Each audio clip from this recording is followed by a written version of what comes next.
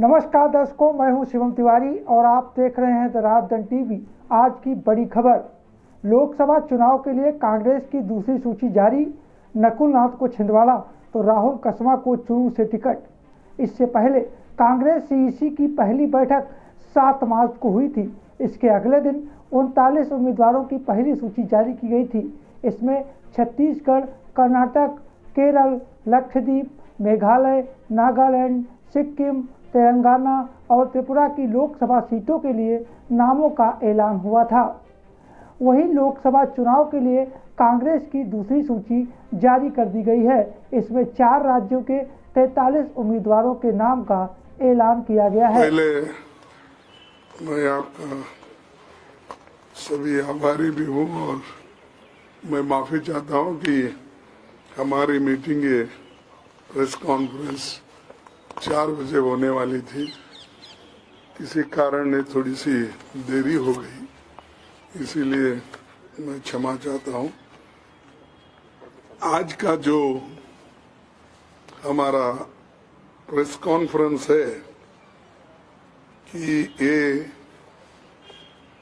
हमारे पहले जो 3 गारंटी हमने घोषित की थी, उसमें पहली गारंटी तो भागीदारी न्याय गारंटी, और कांग्रेस पार्टी इस गारंटी पे राष्ट्रीय स्तर पर जातिगत जनगणना का करने की घोषणा हमने की थी और इससे सामाजिक न्याय मिलेगा और जिन लोग आज तक बहुत से जो जनता उनके हक थे, वो हक उनको नहीं मिला। इसीलिए हम ये चाहते हैं कि सबको न्याय मिलने के लिए वो हमने एक भागीदारी न्याय गारंटी अनाउंस की। दूसरी जो है, दूसरी गारंटी किसानों के लिए एमएसपी का हमने अनाउंस किया और ये फसलों की एमएसपी गारंटी खरीदने का कानून हम बना रहे हैं, इसको लीगलाइज कर रहे हैं। ये एक हमारी गारंटी है। और तीसरी गारंटी युवा न्याय गारंटी, जो युवाओं के लिए हम खास करके जो एम्प्लॉयमेंट में उनको जगह नहीं मिल रही है और 45 साल में इतना बहुत बड़ा अनएम्प्लॉयमेंट इस देश में हुआ है और उसके लिए सरकार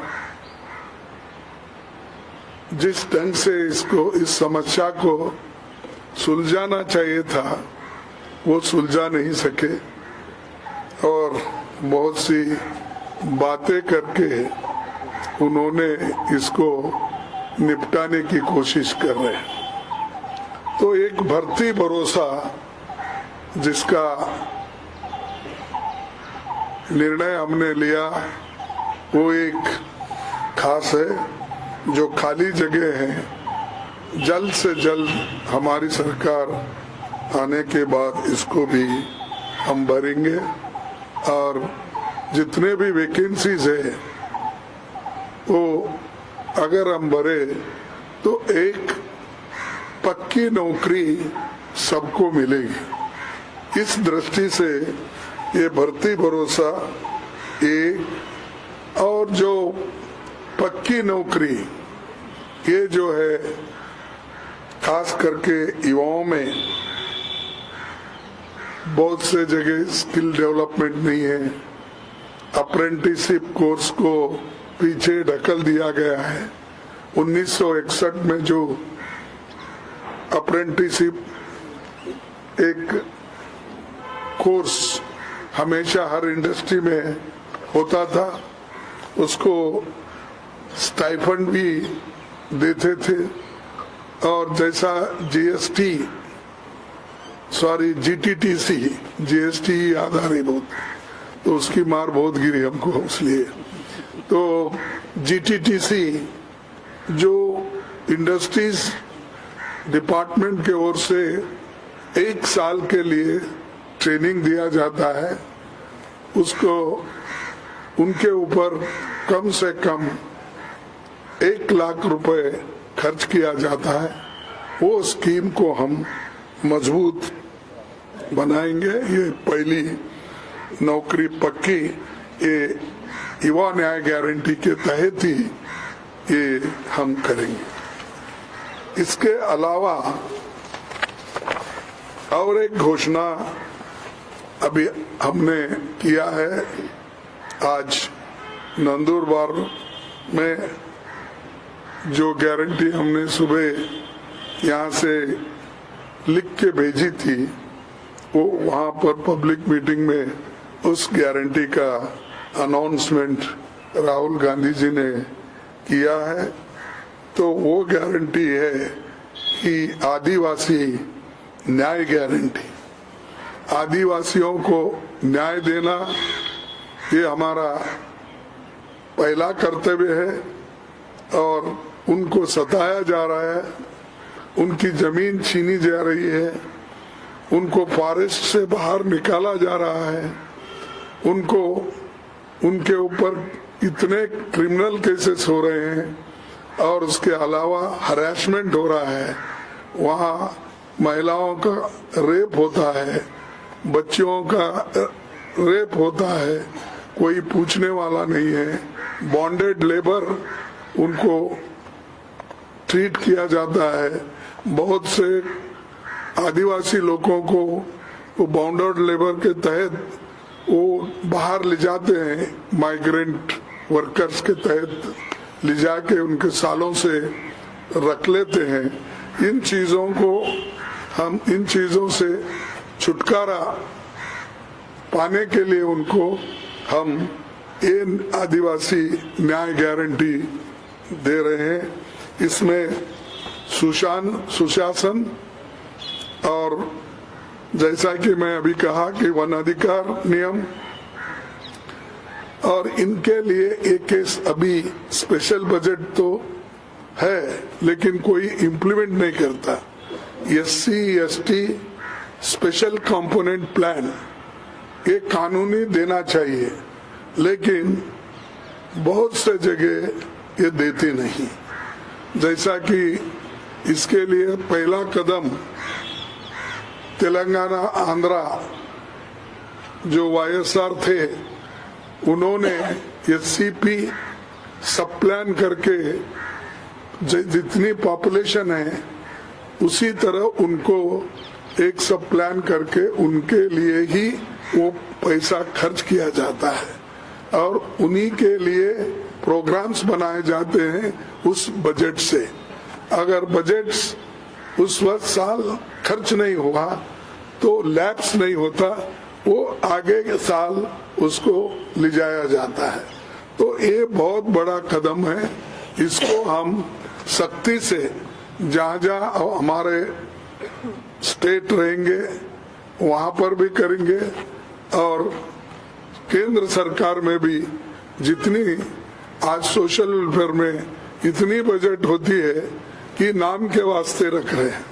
स्कॉलरशिप नहीं मिल रहा बच्चों को टाइम पे, हॉस्टल का फीस भरने के लिए जल्दी पैसे देते नहीं, और जिस जगह प्राइवेट हॉस्टल में रहते हैं उस हॉस्टल में उनको जो खाने के लिए पैसे, बोर्डिंग लॉजिंग का पैसे जो भेजना है वो भी वक्तिया भेजते नहीं। उसी लिए बहुत से जगह बच्चों को जो वो कोर्स कर रहे हैं उनको बाहर निकाला जाता है और 50% बच्चे मोर और लेस इस वजह से आधे में अपना शिक्षण खत्म करते हैं। तो इसीलिए ये हम राष्ट्रीय स्तर पर भी एससीपी का बजट और स्पेशल कंपोनेंट से उनको दिलाने की पूरी कोशिश करेंगे। और दूसरा, मोदी सरकार द्वारा ये जो वन की रक्षण यानी फॉरेस्ट से सेफगार्ड यानी फॉरेस्ट को सुरक्षित करना है, ये नहीं हो रहा। वो बहुत से जगह इंडस्ट्रीज को देकर बड़े बड़े जो क्रोनी कैपिटलिस्ट उनके चाहते हैं, उनको देकर आज पूरा फॉरेस्ट खत्म कर रहे हैं। उससे बारिश भी कम हो रही है, उससे जो लोग फॉरेस्ट के अंदर थे वो लोग एक एक करके बाहर आ रहे हैं, और जमीन भी जो इनके कब्जे में थी वो भी उससे छुटकारा हो रहा है। तो उसको मजबूत बनाने के लिए कि उनके साथ ही रहे जमीन, जंगल और उनका और एक वर्ड है जल सॉरी पानी। तो ये तीनों का रक्षण करना हम जरूर, हमारा ये मुख्य मुद्दा रहेगा, और उनको रक्षण करने के लिए पूरी कोशिश हम कानून के तहत करेंगे और उनकी हिफाजत करेंगे। और एक विशेष ये है कि जो पैसा जो पहले से ये कानून है, इस कानून के तहत ये पंचायत में इसको ग्राम सरकार हम बोलते हैं, लेकिन उनको जो अधिकार वहाँ मिलना है वो नहीं मिलता।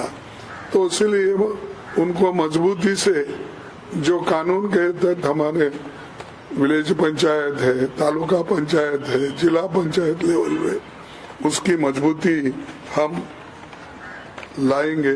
ये एक हमने उसी गारंटी में ये रखा है।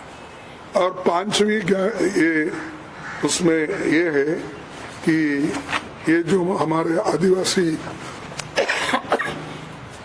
न्याय केस में कांग्रेस पार्टी द्वारा ये लाए जाने वाले एमएसपी का अधिकार जो कानून है, और उसको जो कानूनी दर्जा देगा वो छोटे वन उपज वालों को भी कवर करेगा।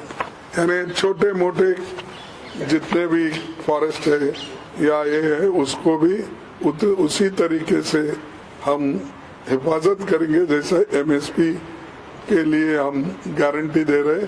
तो जो भी फॉरेस्ट एरिया में उगते हैं, जो भी उत्पन्न होता है, उसके लिए भी हम अपना कानून बनाएंगे।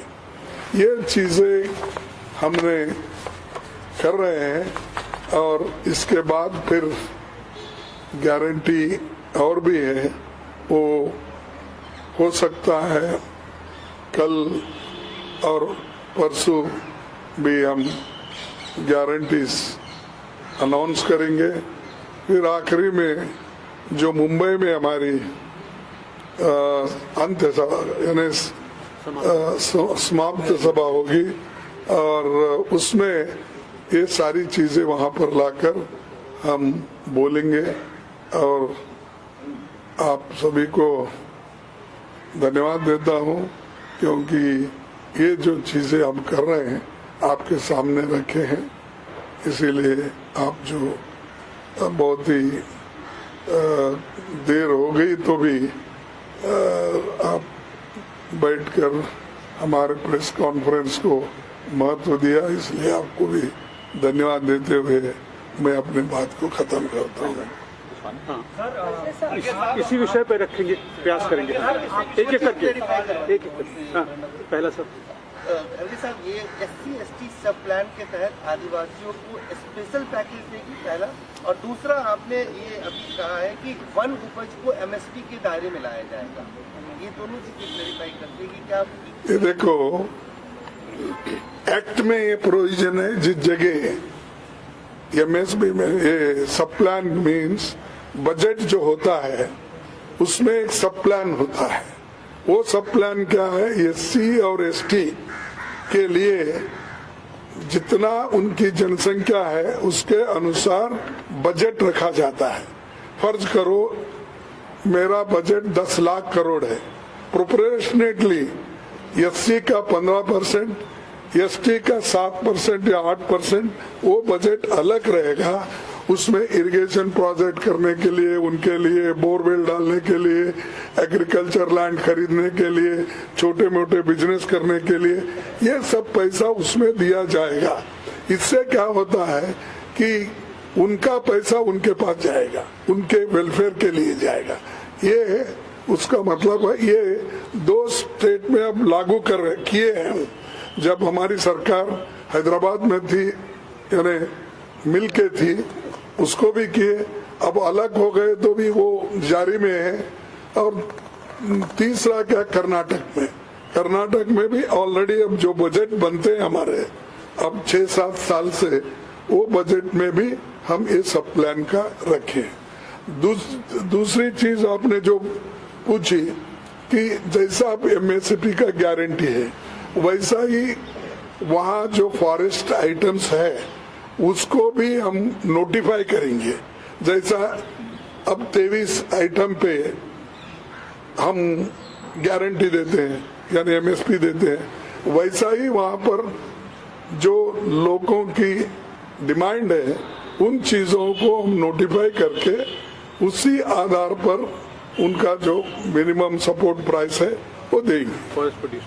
मोहित एक करके मोहित साहब, मेरा सवाल आपसे ये है कि यदि आपने कहा कि नौकरी की गारंटी, पक्की नौकरी की गारंटी आप देंगे, इसको लेके आपका क्या आंकड़ा है? भारतीय जनता पार्टी ने भी कहा था कि हम 2 करोड़ नौकरी देंगे, तो उस वादे से आपका वादा कितना अलग है? ये अलग तो मैं आपको स्पष्ट किया भाई, 30 लाख वैकेंसीज पड़े हुए हैं, वो अर्धसैनिक में हो या अपने पुलिस में हो, रेलवे में हो, LIC में हो, ऐसे बहुत से सब आंकड़े अगर आप निकाल लेंगे तो 30 लाख वैकेंसीज है। अब उसको ये लोग भर्ती नहीं कर रहे हैं, इसीलिए भर्ती नहीं कर रहे। अगर वो भर्ती करेंगे तो उसमें 50% रिजर्वेशन जाएगा, और 50% रिजर्वेशन गया तो किसको जाएगा? SC, ST, बैकवर्ड को जाएगा। इसीलिए वो चाहते हैं कि ये नौकरियां, पक्की नौकरियां नहीं देना। इसीलिए वो क्या कर रहे हैं कि कॉन्ट्रैक्ट बेसिस पे लेना और अपने डेली बेसिस पे लेना, लेकर उनको नौकरी आज चढ़ा रहे। तो उसमें क्या होता है, कहीं उनको प्रोविडेंट फंड नहीं मिलता, ESI नहीं मिलता, कोई और जितना भी उनको अपने जो भी है क्या हॉस्पिटल फैसिलिटीज नहीं मिलते, ऐसे चीजें हैं, बारीक चीजें। तो उसको हम क्या कर रहे हैं कि जितने सरकारी वैकेंसीज है वो तो पहले भरो। 2 करोड़ का तो 2 करोड़ के हिसाब से अब तो 20 करोड़ देना था मोदी साहब, कहीं दिए क्या? अगर मैं बोलूं तो आप कोई छपते भी नहीं, क्योंकि वो झूठ बोल रहे बोले तो ये क्यों ऐसा खरगे साहब बोलते। अरे उन्होंने खुद ही बोले इसमें 2-2 करोड़ नौकरियां दूंगा 10 साल में, तो 20 करोड़ नौकरियां होना था, ये नहीं दिए। अगर मैं जनता से पूछता हूं तो मेरे को रेस्पॉन्स आता है क्या बोल के नहीं बोलते। तब मैं पूछता हूं क्या मोदी साहब झूठे हैं, क्या आप नौकरियां लेके आप झूठ बोल रहे हैं? तो ये है। तो और उसके बाद 15 लाख का भी वैसा ही बोले उन्होंने। ये सब जुमले हैं बोल के खुद ही एडमिट करते हैं, लेकिन फिर भी भारी मात्रा में भारी इसमें प्रचार उनका होता है, बहुत कुछ किए बोल के, इसलिए मैं उसमें नहीं जाना चाहता हूँ। आज का जो विषय है उस पर सीमित रहूंगा, उतना ही बोल के। लेकिन क्या आप लोगों ने ये अभी तक प्लान किया है कि इसके लिए आपको कितने फंड की जरूरत पड़ेगी? साथ ही क्योंकि आप लोग आरोप लगाते रहे सरकार पर कि इन्होंने वादे किए, जुमला साबित हुआ। यदि आपकी सरकार बनती है तो उसको कब से लागू कर दें? कहीं ऐसा तो नहीं आप लोगों के ऊपर भी फिर आरोप लगना? नहीं, वो नहीं करेंगे हम हमेशा। अब आपको कहे थे हम नरेगा स्कीम लाएंगे, कोई हाथ खाली नहीं रहेगा, काम करते रहेगा। हमने किया, किसी की पेट खाली नहीं रहना, भूखे नहीं रहना। फूड सिक्योरिटी एक्ट को लाखों रुपए लगते हैं, वो फिर भी हमने किया। इनके जैसा ऐसा नहीं 5 kg बढ़ा के 80 करोड़ लोगों को मैंने फ्री अनाज दिया, ऐसा नहीं। हमारा जो है पक्का काम होता है, पहले से यही है। देश को बनाने में हमारा बहुत बड़ा हाथ है। ये एक ही नहीं, बड़े बड़े इंडस्ट्रीज हम बनाए, कभी क्रेडिट नहीं लिए। संदीप, आदिवासी संकल्प,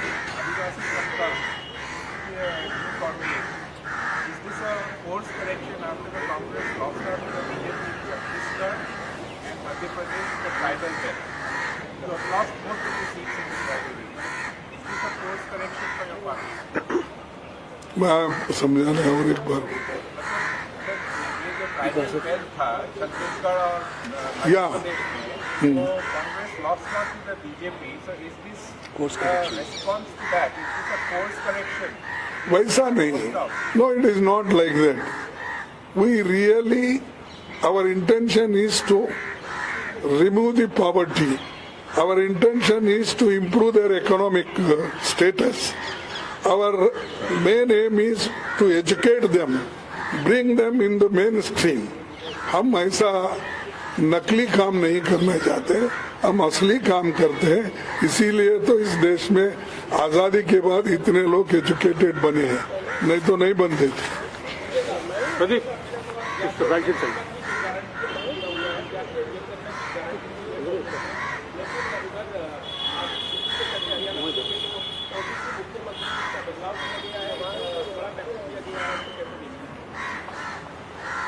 देखो भाई, उन्होंने क्या किए इसमें हम जाना नहीं चाहते, वो उनको अधिकार है, वो कर लेते हैं। हम क्या करना चाहते हैं हम आपके सामने रखें। विजयलक्ष्मी,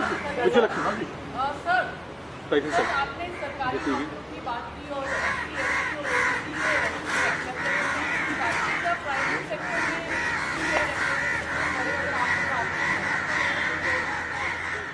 तो हमारा सोच तो है, जो प्राइवेट सेक्टर में इसको अप्रोप्रिएट पोजीशन, उनको पोजीशन मिलना चाहिए। इसके लिए हम जरूर कोशिश कर रहे हैं। इसीलिए तो अप्रेंटिसशिप हर महीना उनको 8,500 रुपए देकर ट्रेनिंग दे रहे हैं।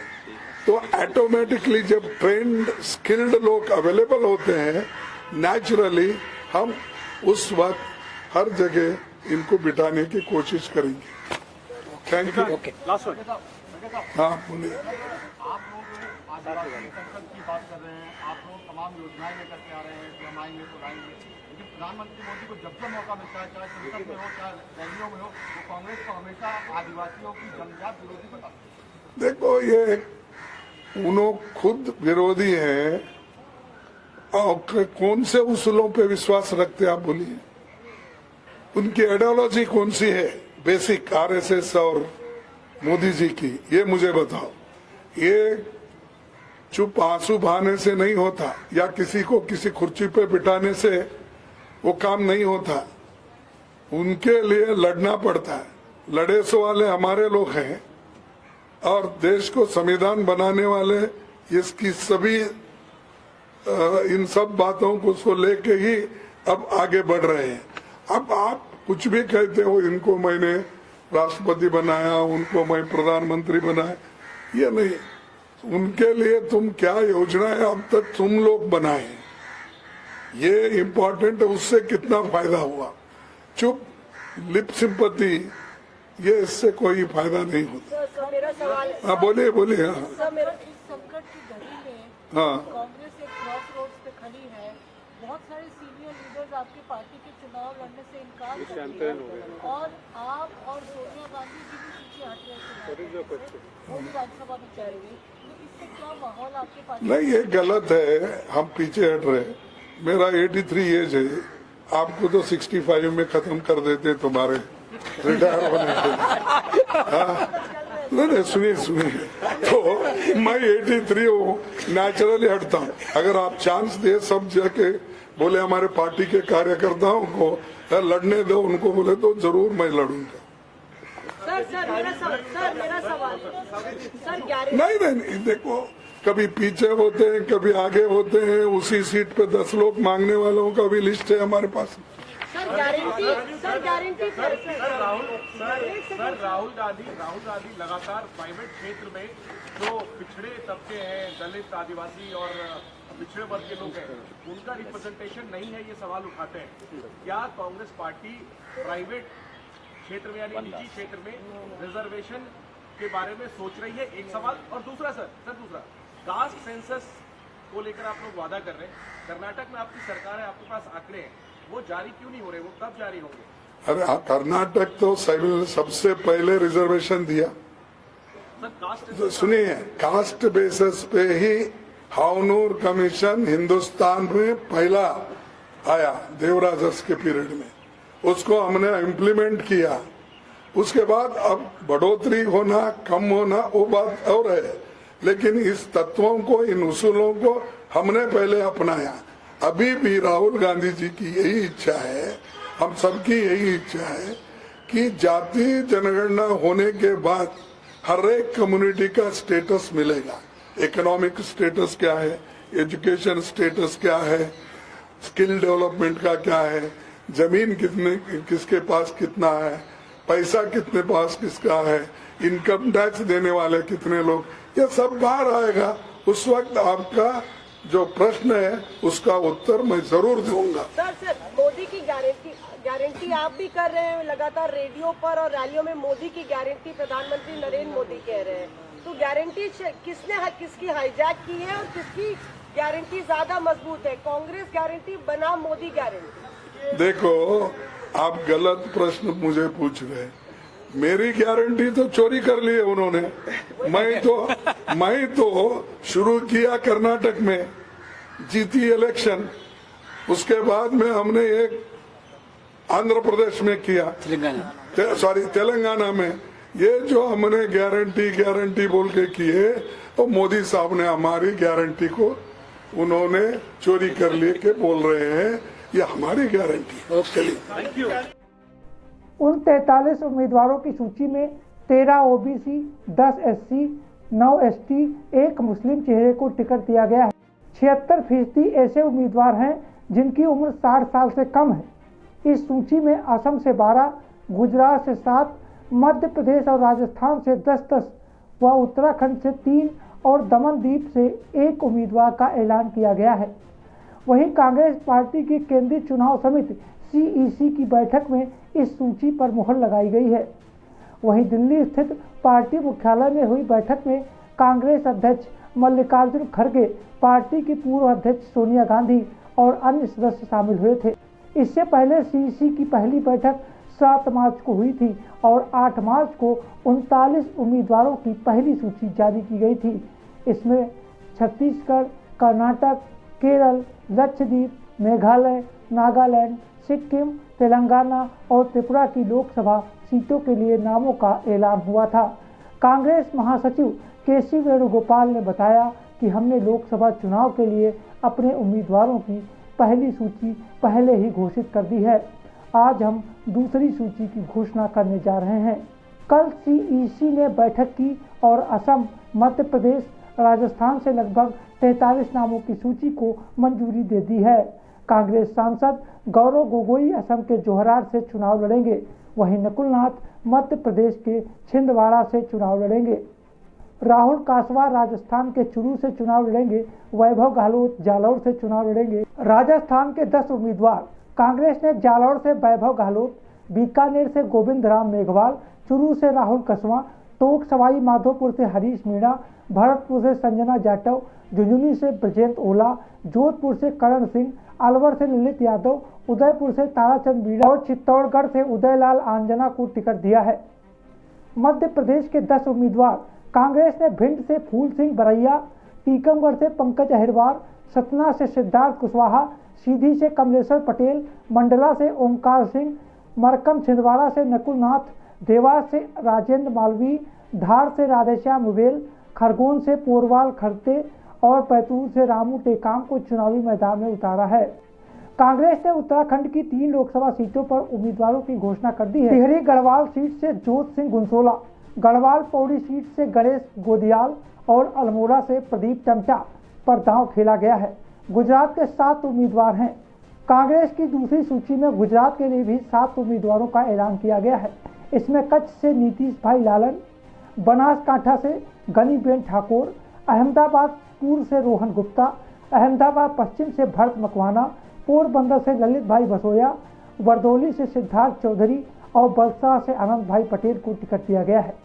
वहीं असम के 12 उम्मीदवार। इसी तरह कांग्रेस ने असम में कोकराझार से गर्जन मैसरी, धुबड़ी से रकीबुल हुसैन, बारपेटा से दीप बायन, दारंग उदालगुरी से माधव राजवंशी, गुवाहाटी से मीरा बार ठाकुर गोस्वामी, दिफू से जायराम एगलेंग, करीमगंज से हाफिज रशीद अहमद चौधरी, सिलचर से सूर्यकांत सरकार, नौगांव से प्रदुप्त बोरदोलोई, काजीरंगा से रोजेनिला तिर्की, सोनितपुर से प्रेमलाल गंजू और जोरहाट से गौरव गोगोई को चुनावी मैदान में उतारा है। इसके अलावा दमनदीप से केतन दहिया भाई पटेल को उम्मीदवार बनाया गया है।